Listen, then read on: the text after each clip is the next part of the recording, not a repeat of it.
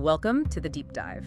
Today, we're tackling a really interesting question, one that gets right to the core of market psychology. The chart looks very similar to June 2020. After the short-term line breaks, will there really be a buying opportunity near the swing line? It's a great question because it pushes back against that usual reaction, that fear people feel when a short-term trend line breaks. Hints at something else, maybe. Exactly. Yeah, most folks see that broken line and think, oh, time to get out. But this analysis we're looking at today, the truth of swing entry in charts, it offers a pretty different take. Okay. It suggests that a real opportunity might actually show up after that short-term line breaks. Specifically, when the price gets closer to the swing line, that's the longer-term support. Right, the swing line. We're going to dig into the why behind that, the data, the reasoning, why it might actually be a smart play. Okay, so let's unpack that June 2020 comparison first. Why is that specific moment so key here? Can you maybe set the scene for us? Sure. So, June 2020. The market had bounced back hard after the big dip in March.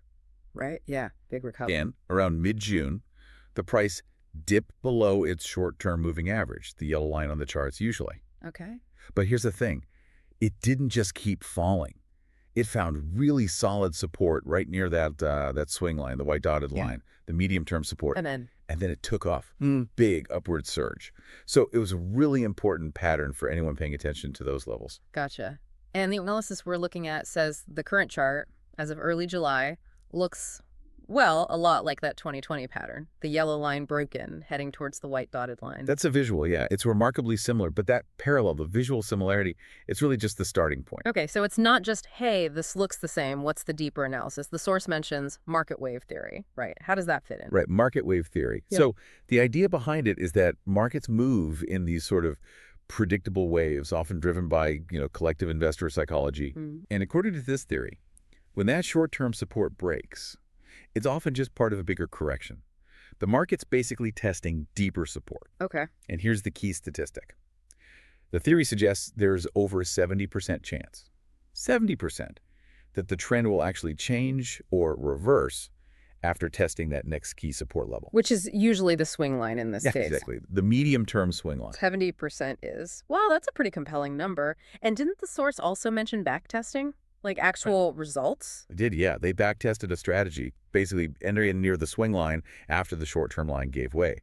Over the last few months of the backtest period, it showed an average profit of about 12%. Okay, 12%. So you combine that 70% probability from the theory with a 12% average profit in practice. And it paints a pretty clear picture, doesn't it? Yeah. The stats suggest that instead of panicking when that short-term line breaks, maybe the smarter move, the higher probability play, is to wait patiently. Wait for it to hit the swing line. Yeah.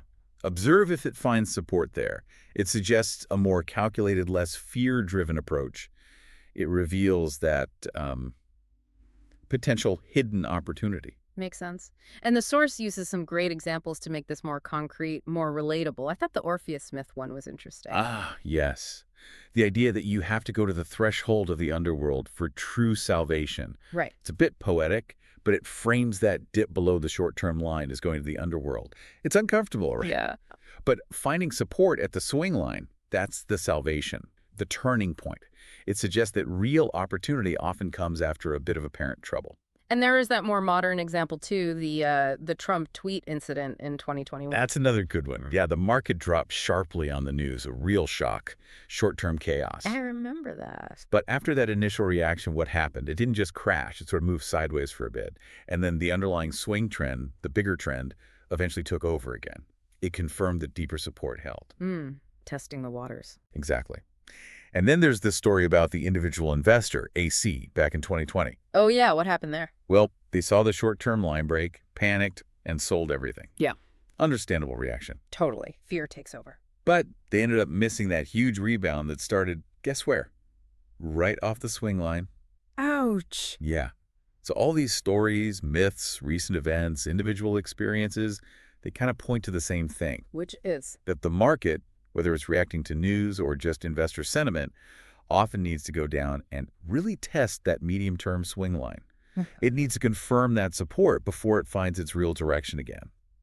So putting this all together, the analysis gives some really practical advice. It basically says, look, instead of burning energy chasing every news headline or tiny price wiggle, Which is exhausting. totally exhausting, instead, focus on one clear condition.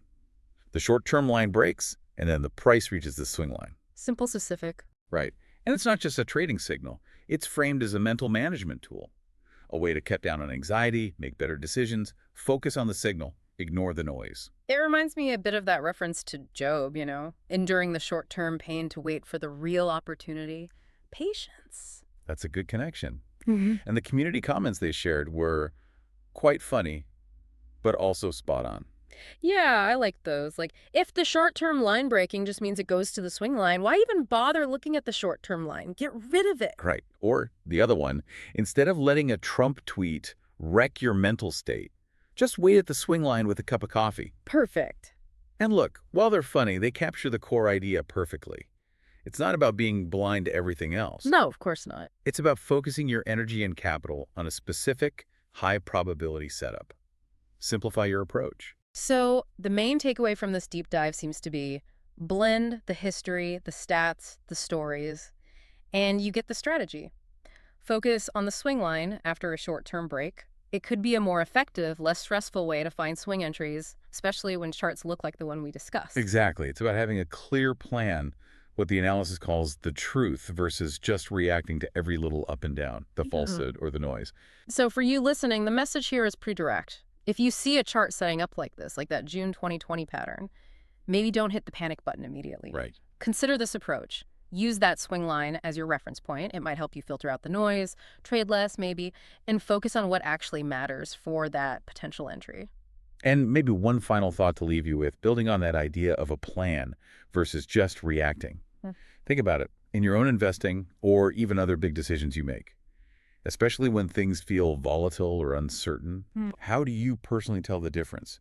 How do you distinguish between sticking to a thought-out plan, like waiting for that swing line, versus just reacting emotionally to the latest headline or your own anxiety? That's a good question for reflection. Yeah, just something to think about. How do you separate your planned actions from reactions to noise? It can make a big difference.